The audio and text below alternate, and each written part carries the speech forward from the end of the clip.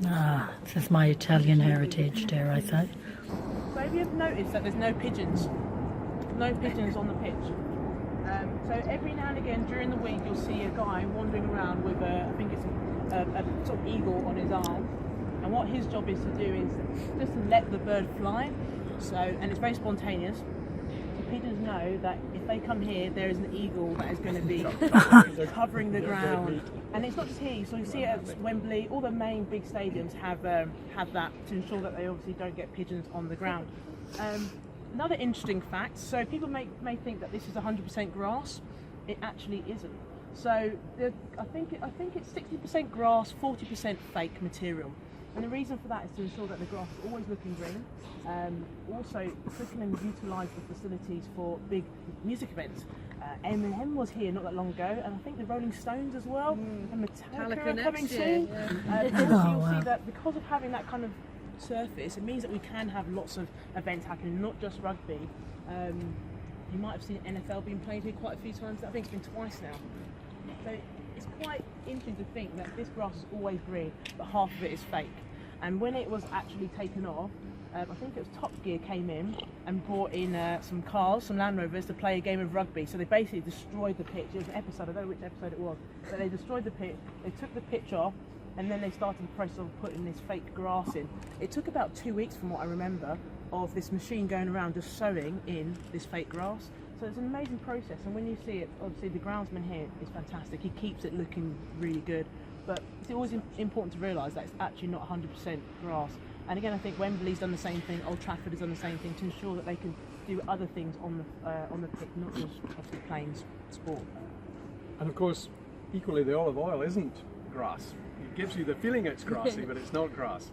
And we know that you can do all sorts of things to change people's perception of an olive oil. Quite often when you're trying olive oil, you're trying to see whether it's fruity, or it might sometimes become a little bit bitter.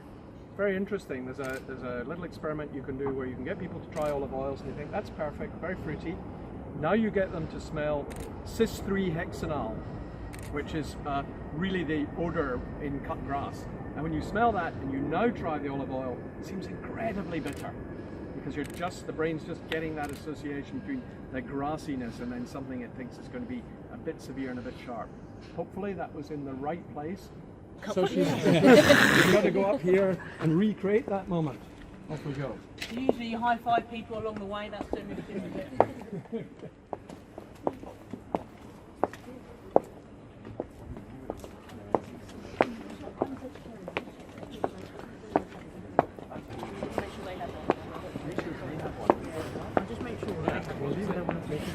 This is non-alcoholic and that's the alcoholic. Oh, I'll go that way then.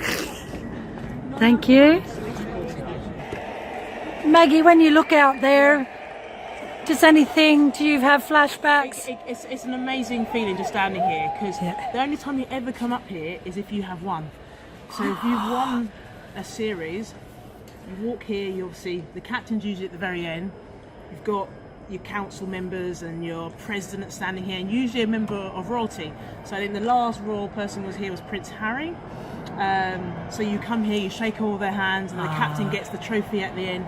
And then you don't really see the crowd until you turn around, and all of a sudden they're almost waiting for you to do something, and then you lift it, and the whole crowd just goes with you. So it's amazing. This bit is quite like I said, it's very rare. You don't get the opportunities to always come here unless you have won. Thank you. Think about the experience of going into to the Rose Garden. If you're in the Rose Garden, British Airways Rose Garden, and of course we've had every now and then a British Airways plane just going across to tell us that that's the reason why this is themed. The right thing to have is a Bloody Mary. So, why is that? Well, if you're in the Rose Garden, it'll be a little bit bustly, or if you were lucky enough to be sitting here, you would want to have a Bloody Mary, because the sounds, the noise, the roar would be distracting. Now, some work that myself and Charles Spence did, we found out that white noise in your ears of about 89 decibels or above actually interferes with the brain's ability to perceive salt, sweet and sour from the tongue. So when you're on a plane, as well as the dry air, as well as not having many of the things that will give you a good experience, that constant drone in your ears lowers your ability to perceive salt, sweet and sour. Another reason why things taste bland on planes. But there's one of the 5 basic tastes that escapes that, and that's umami. There we go, perfect. So umami, if you're tasting umami, that's immune to this effect. The brain can taste umami perfectly well without any noise interference, and umami boosts the other basic tastes. It ups salt, sweet and sour. So, where can you get umami in a plane? Tomatoes have lots of umami. What do people drink on planes and at no other time? Yeah. They drink tomato juice. They drink Bloody Marys, and we always wanted to know why. And if you say to people, do you usually drink Bloody Mary? They say, no. And you say, but you drink it on planes? Yeah. And of course the air crew usually have to hide the tomato juice because they all want it. Now, we now know why. Because actually tomatoes, full of umami, will cut through that interfering noise of sound and actually boost the other basic flavors. And if you want to know really how to drink a Bloody Mary in a noisy environment, the answer is with the Lea and Perrins sauce, so that you've got that spice kick as well, with the lemon and maybe some celery salt. But unlike now, if you're on a plane, don't let them put ice in it. That'll just damp down the experience. So they say, how do you take it? You say, with spice, yes. Lemon and ice? You say, lemon. And that's it. Okay.